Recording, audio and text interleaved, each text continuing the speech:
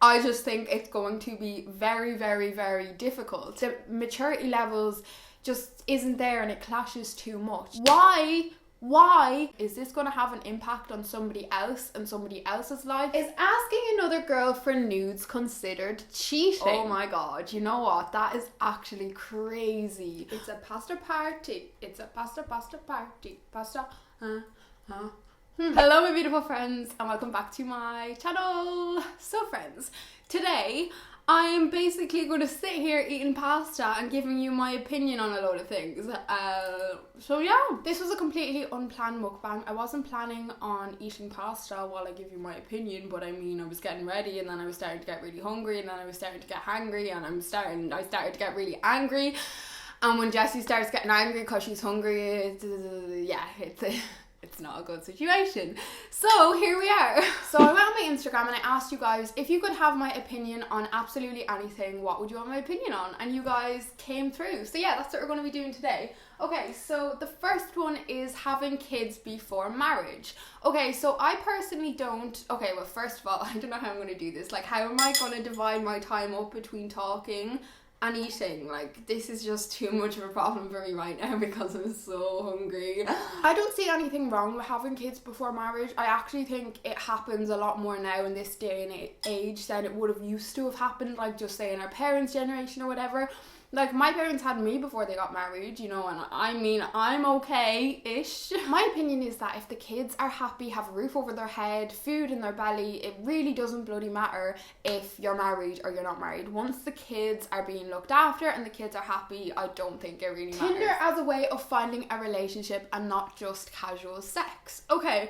So this is actually quite an interesting one because I feel like people have very different opinions on the whole Tinder thing, especially like in regards looking for a relationship. But I personally do think you can find a relationship on Tinder. I just think it's going to be very, very, very difficult, you know, and it's like looking for like that one good egg in a pile of rotten eggs, you know. There's a lot of rotten eggs, so you know you're going to be swimming for a while looking for that one good egg, but when you find that egg, I mean, oh, it's going to be a good one. It's going to be such a good one.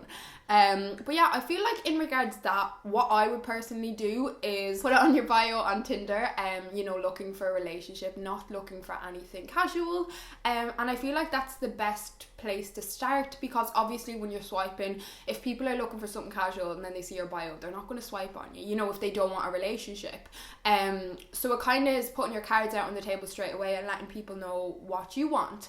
And then in regards to that, I feel like as well, when you are talking to someone on Tinder, like very early on, just ask them like, oh, what are you on here for? You know, I don't think it's too soon to ask that if you're messaging someone because, you know, if they're not looking for a relationship, then you don't want to be wasting your time talking to this person. Do you know what I mean? I personally know quite a few people who have met through Tinder and they're so happy. Like, one of my really good friends met her boyfriend through Tinder and they're together 2 years. One of my family members met his girlfriend on Tinder and they're so happy together. Like, I feel like it definitely can work out, but it's just about finding someone else who wants the same thing you want. You know what I mean? How do people do mukbangs? Like, how do you eat and talk without showing the food in your mouth, which is so rude, and speaking with your mouth open, which is also so rude? Leaving a marriage if you've got kids. Okay, so I personally think that if you're in a marriage and you're unhappy in the marriage and you've got kids, I think it's much better leaving the marriage than staying in the marriage for the sake of the kids. You know, the way a lot of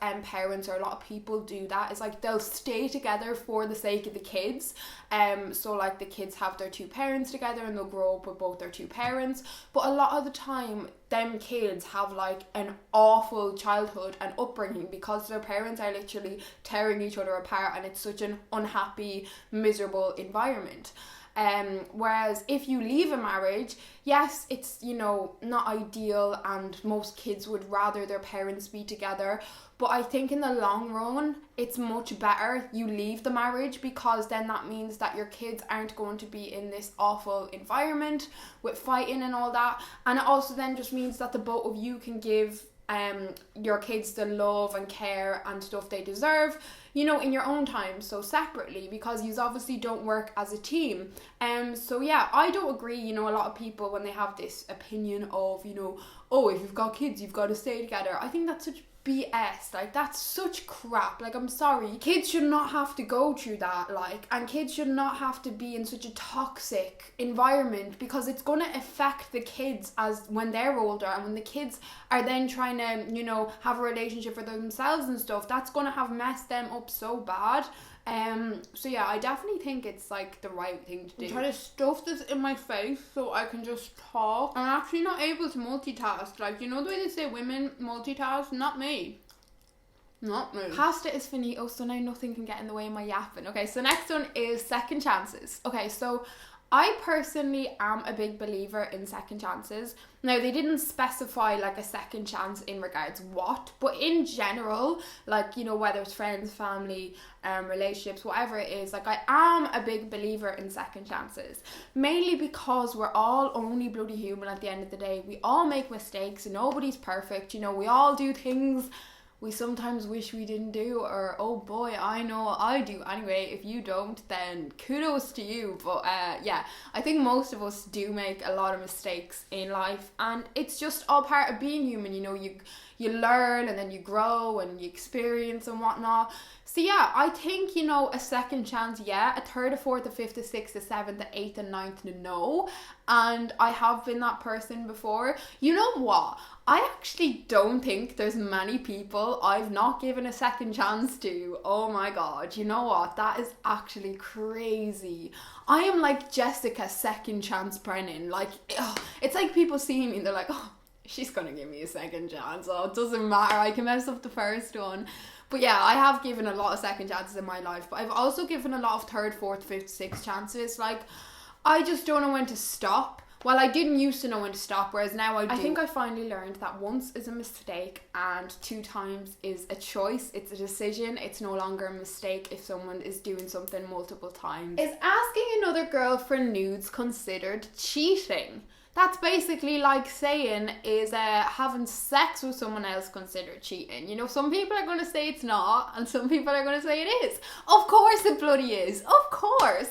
What? Like, I'm sorry. That's not something you do in a relationship. That's not respecting your partner. I personally do think it's considered cheating, and I have been in a relationship before where that has happened, and my partner was asking other girl for nudes, and yeah, it's not nice. It's an awful feeling. It's so disrespectful, and that shit fucking hurts. Like, I don't know, do people ever like actually consider, you know, when they're doing something, do they ever think about the other person that it could possibly affect? You know, that's always something that crosses my mind, because I know myself, like the way I am, anytime I do something, like I always think, is this going to have an impact on somebody else and somebody else's life? Could this possibly hurt someone else? But I just feel like a lot of people don't think like that. You know what I mean? Like, why be with somebody? Why are you committing to somebody if you don't want to commit? Why are you in a relationship if you clearly want your cake and eat it? Why are you in a relationship if you clearly don't want to be in a relationship and you want to still act single? You cannot have girlfriend benefits and still be doing the single thing once their back is turned. I'm sorry, but no, like, what is wrong with people? Just get out of the bloody relationship. It's not that difficult. It's really not that difficult. I mean, Irish drinking culture. Okay, so the Irish drinking culture is absolutely fucked, absolutely screwed. We consume way too much alcohol in this country. It is insane, and to hear that from a 21-year-old is probably a bit shocking, but we do. Alcohol destroys families, it tears people apart, it kills people, it destroys lives, and I don't know why the flip it's legal. But yeah, I just think it's insane. I think we drink way too much, we drink way too young, we binge drink too much. So the next one is it selfish to want time to myself? My parents get on at me a lot about staying home, but I just like my own company. Should I be going out more? Is it unhealthy to stay home as much as I do, which is most days? So I personally don't think it's unhealthy. Okay, right, so let's just get to the bottom of this. People are different, humans are different, you know. As humans, we tend to fall into one of 3 categories, which is either introvert, extrovert or omnivert? Am I saying that right? Omnivert? I think I'm saying that right. But yeah, we tend to fall into one of three categories.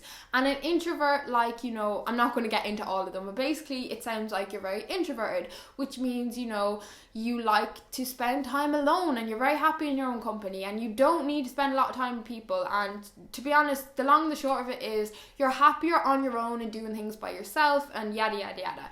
Now obviously there's lots of things that go into being introvert and not every introvert is the same, but it does definitely sound like you're introvert.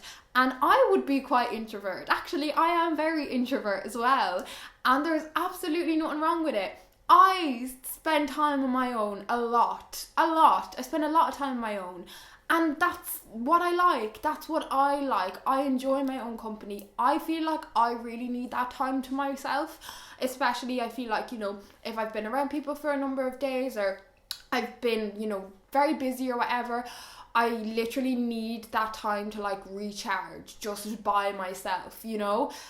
So I feel like it's not unhealthy whatsoever because everyone is so different. You know, your parents could just be very extrovert and by looking at you, they might be worried, thinking maybe you're depressed or something. They might think it's not normal because they wouldn't be inclined that way. Does that make sense? What worries me here is the fact that your parents seem to be having a big impact on how you're thinking and you're now thinking, is it unhealthy? Should I be going out more? But if that's what makes you happy, that's just the kind of person you are and you can't change who you are. So maybe just explain that to your parents. Like explain, maybe like read a little bit into introvert, extrovert, omnivert, whatever, and just explain to them how we can be different as people and it's absolutely fine and you just enjoy your own company and there's nothing wrong with you. Age gaps in relationships, in brackets, but legal of course. So there was actually a lot that came in for age gaps in relationships, in marriage, age gap. And I personally see absolutely nothing wrong with it if it is legal. Like, why is there an issue? I don't know why there is such a stigma surrounding age gaps in relationships because I personally think that a lot of the time, if anything, it can nearly just be an absolute blessing and nothing more. Like literally the best thing to ever happen to you, because a lot of the time, you know, I don't know, for me anyway, like I'm 21 but I would say I'm a lot more mature than my age. I've always had people tell me that. I've always kind of felt that way, and yeah, so I don't work well being in a relationship with somebody my age because the maturity levels just isn't there and it clashes too much. So, you know, it's probably the same for a lot of people. You know, it's a lot to do with the maturity levels. And, you know, if you're attracted to someone, if you're happy with somebody, it doesn't bloody matter their age. Like, it just doesn't. Now, obviously, I would sit here and say, you know, if you're 15 and you're with a 30-year-old, that is so wrong and no. But obviously, you said legal. So once you're legal, I wouldn't stress that. And don't let anybody make you feel bad about it. I hate that, like, when people look down on and shame people in a relationship with an age gap and all that, but you're not in the relationship, are you? So if someone else has something to say, I would literally just laugh at them like they have nothing better to do, they're sad, and yeah, just live your best life and enjoy being with your older or younger partner. Free the nips. Okay, this is like a really good one. Yeah, I am all for free the nips. Like, all for free the nips. Like, let your nips out, let your nips breathe. I wear tops without a bra all the bloody time. You can see my nipples through my clothes quite a lot. And do I care? Quite frankly, no. Quite a lot of pictures on my Instagram as well, actually, where you can see my nipples. Did I edit them out? No. Why? Because we all have freaking nipples. And if a man can walk around with his nipples poking through his top and nobody bats an eyelid, but once a woman does it, it's like, cover up, all hell breaks loose. Why is it these double standards again? You know, why is it always these double bloody standards? You know, it's the same with sex. You know, man sleeps with everyone, it's fine. The woman does it, woman is her nipples out, Honestly, this world just needs a big kick up the ass. Like, I'm so done. But yeah, I don't see a problem with it. And I actually laugh so much. Like, I actually saw recently someone I follow online go on their Instagram stories. And they had clearly gotten a lot of crap from people who follow them because they had put up a story and you could see her nipples through her top. And she literally had to come on explaining herself for like 4 or 5 frames. And I was actually there like, is this the world we're living in? Like, is this actually the world we're living in? Like, all the things that are going on in the world, all the problems, all the poverty, all the homeless, and we're worrying about seeing some girl's bloody nipples. Like, really. So friends, I'm just going to leave it at that today, but I can definitely do another one of these in the future if you would like to see another one. I actually really enjoyed this. I thought it was quite an interesting concept, like, you know, just giving you my opinion on a load of different topics. But yeah, if you have any things you'd like my opinion on in the next one, do leave them down in the comment section below. But thank you so very much for watching. I hope you enjoyed, and I cannot wait to see you on my next video. Mwah! I love you, friends. Bye bye.